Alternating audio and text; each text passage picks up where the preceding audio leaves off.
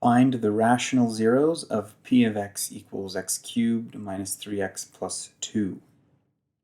To find the zeros of a polynomial, we need to factor it. And this is not super easy to factor.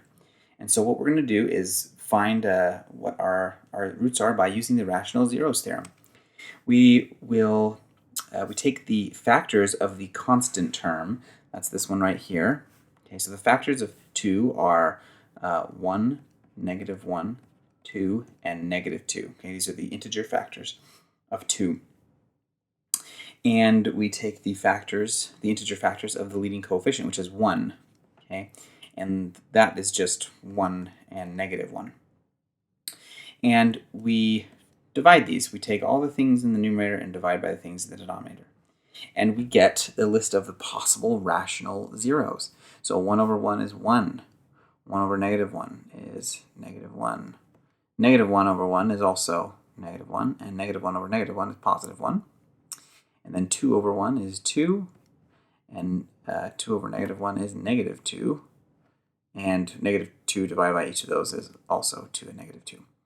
So this is our list of possible rational zeros of the polynomial. So now we just need to check them. And the way we're going to do that is by using synthetic division. So we take our coefficients of a polynomial here. So 1, 0, because there's no x squared term, -3, and 2. And out in front, we start checking these. So I'm going to go ahead and start with 1. And we go through and we have to pull down the 1. 1 times 1 is 1. 0 plus 1 is 1. 1 times 1 is 1. -3 plus 1 is -2. -2 plus 1 is -2. 2 plus -2 is 0.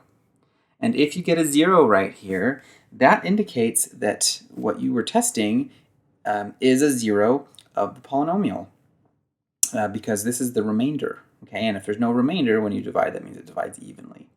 So this tells us that our polynomial has x minus 1 as a factor, or 1 as a 0.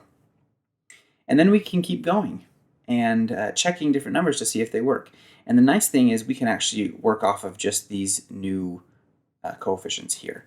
So let's go ahead and do that. Let's test, we can test 1 again and see if it works again, because we could have a 0 of multiplicity too. Okay, and we're just, again, going to use just these 3 coefficients that we ended up with. So bring the 1 down, and 1 times 1 is 1. 1 plus 1 is 2. 2 times 1 is 2. And -2 plus 2 is 0. So we got a remainder of 0 again. And what we are left with, these right here are the coefficients of what we're left with after dividing out the x minus 1 2 times. So what we've just discovered is that our polynomial p of x can be written as x minus 1, and it worked there and it worked there, so it worked twice. Okay? And then times here we have 1x plus 2. So x plus 2. Okay. So here's our factored form and of our polynomial. And so our rational zeros are 1, x equals 1. That has a multiplicity of 2.